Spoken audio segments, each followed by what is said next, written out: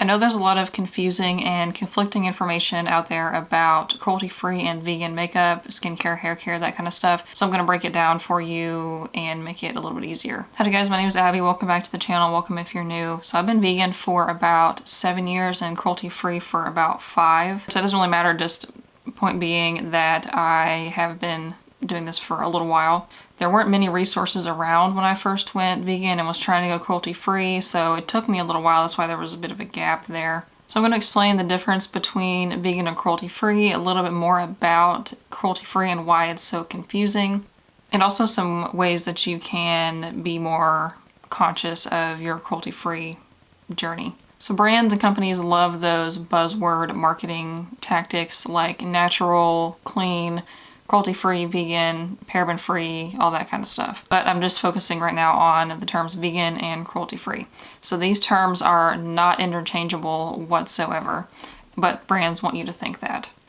There are a lot of products that would fall under both categories that would be considered cruelty-free and vegan. But just because a product is vegan doesn't automatically mean that it's cruelty-free, and vice versa. If a product is cruelty-free, that doesn't mean it's going to be vegan. So cruelty-free means that a product or a brand that sells that product does not test their products on animals. I don't need to go into the gory details that on my socials and my website, I would never post graphic images because I don't think you need to see that. You can imagine it for yourself.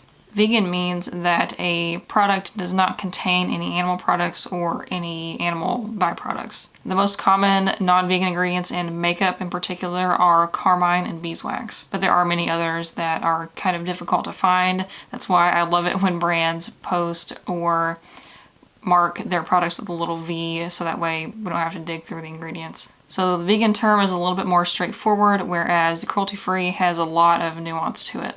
The problem with cruelty-free is that, the term cruelty-free, is that it is not regulated whatsoever. There is no legal definition of the term cruelty-free. Kind of like the term organic, there actually are regulations for using the word organic in your marketing and on like food and that kind of stuff, but there's not for cruelty-free. There is no legal definition of what cruelty-free means, therefore brands and companies will take advantage of that. So you cannot trust any claim that a brand is cruelty-free at face value. The brand will say that they don't test on animals, however, they may have suppliers that test on animals, or they hire a third party to do it on their behalf, which I think is even worse. So they'll be like, oh, well, we don't do it, but you know. And this can get tricky because if you message, email a brand, whatever, of course they're going to say that they don't test on animals, or they're going to try to give you the runaround to make you think that they don't when actually they do. Because no brand is going to openly admit that they test their products on animals because they know they're going to lose customers. It takes a bit more digging to find cruelty-free products than just looking at labels on product packaging. You also can't trust their brand's FAQ section on their website. So a lot of brands, if you scroll down to the bottom, I have a section that says FAQ, which means frequently asked questions. And usually cruelty-free is one of the frequently asked questions. And they will also give you the runaround in that little blurb that they put on there. There are so many resources out there now where there weren't before, or I just didn't know about them. The one I always use and trust the most out of any list that I found is Logical Harmony. Another source that a lot of people use is Leaping Bunny. Leaping Bunny actually works with Cruelty-Free International. I think they're kind of the same company, but they are actively working to end animal testing in China, which I'll talk about toward the end of this video. But why I trust Logical Harmony is because there are a lot of brands that other lists will say are cruelty-free, but they are marked as not cruelty-free on Logical Harmony's list based on their research. So I feel like they're the most strict and they don't just let anybody on their list. Speaking of that, if you use any list at all on the internet, do not use PETA because brands can actually pay to be on their list and they seem to not have any standards whatsoever. Back to vegan products. Beware of brands that will market their products as having a vegan formula. That doesn't automatically mean that they're cruelty-free. I'll put some examples up here. These are brands that advertise and put on their displays in stores that they have vegan products. However, these brands do actively test on animals. They'll put these ads and displays up, and when people see vegan, they automatically think that it's cruelty-free, and they think that it's better than another product because it's not tested on animals, therefore they'll buy that product. But nope, they trick you.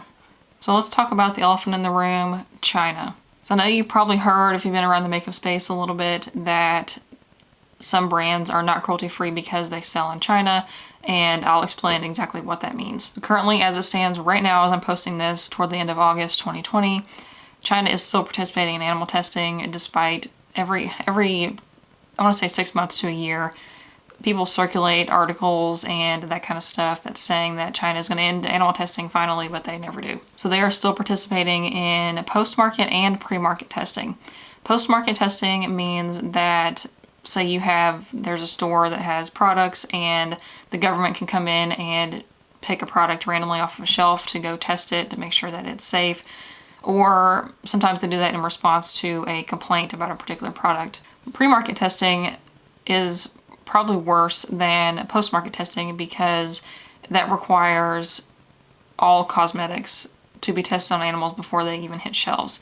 So like company comes up with a formula, makes the packaging, makes the product to sell and all that, the government has to test it before they will allow the brand to sell it. They've been saying for years and years that they're going to end animal testing in China, but this most recent thing that's been circulating is that they were going to end post-market testing, which is great, but that doesn't mean that every company that is not cruelty-free because they sell in China is now cruelty-free. There is still the chance of pre-market testing. That would still be, even if they did loosen up pre-market testing, they would still require it for special use cosmetics and things that have a medical claim like deodorant or sunscreen. So basically, if a company sells cosmetic products in mainland China, they are not cruelty-free. However, if a company sells directly to consumers in China through e-commerce or whatever, then they can get around that. They don't have to comply with the testing. So the problem with testing in China, it's like, yeah, it sucks that the government requires that, but also I think what irritates me the most, and other bloggers as well, is that, or just consumers in general, but these companies, the government doesn't just offer this service for free. You know what I mean? These companies want to enter the Chinese market, but they have to work with the government, get the licensing and all that, I suppose, and then they have to pay for the testing. So they know upfront. It's not like they didn't know that was a thing. So if a lot of brands on their FAQ section, they will say that we do not test our products on animals except we're required by law. That means that they pay the Chinese government to test their products on animals. And unfortunately, recently, some cruelty-free bloggers that I've seen, I'm not mentioning any names, I can't remember off the top of my head, but they are saying that there's brands that have recently been removed from their cruelty-free brand list solely because they started selling in China, and that they believe that these companies are now cruelty-free. Just because of the unlikelihood that the products will be tested on animals. I very much disagree. I do not consider any brand that sells in mainland China in physical stores to be cruelty-free whatsoever. These companies knowingly enter that market knowing that they have to have their products tested on animals, and they choose profits over ethics. So one last thing that I'm going to touch on is parent companies. And this just adds yet another level of confusion. I'm sorry, I'll try to make it as digestible as possible. So if you know anything about business, oftentimes companies get acquired by other companies. There are some brands that are cruelty-free, but then they are purchased by a larger brand that usually is not cruelty-free. So one example that you may be familiar with is NYX Cosmetics. They are actually owned by L'Oreal, who is not cruelty-free, but NYX Cosmetics is. So this is up to interpretation whether you personally want to support brands like this that are owned by parent companies or not. So the negative is that, yeah, unfortunately, a little bit of the money from each purchase goes to the parent company, but the positive is that these companies now have more access to resources, more money, more funding. They're better able to produce new products, and they make the products more widely available and easier to access cruelty-free products. There is hope that bigger beauty brands will go cruelty-free, just like we saw, I believe it was last year when CoverGirl went cruelty-free, which nobody thought would ever happen. Personally, I do support these brands. I do prefer to purchase from a brand that is cruelty-free in their own right than one that is owned by a parent company. But I think that it's important to show support for these brands because most of them are so accessible most of the time. So let me know if you have any other questions or anything that you want me to talk about more in depth. I am launching a blog very, very soon all about cruelty-free and vegan beauty and ethical lifestyle.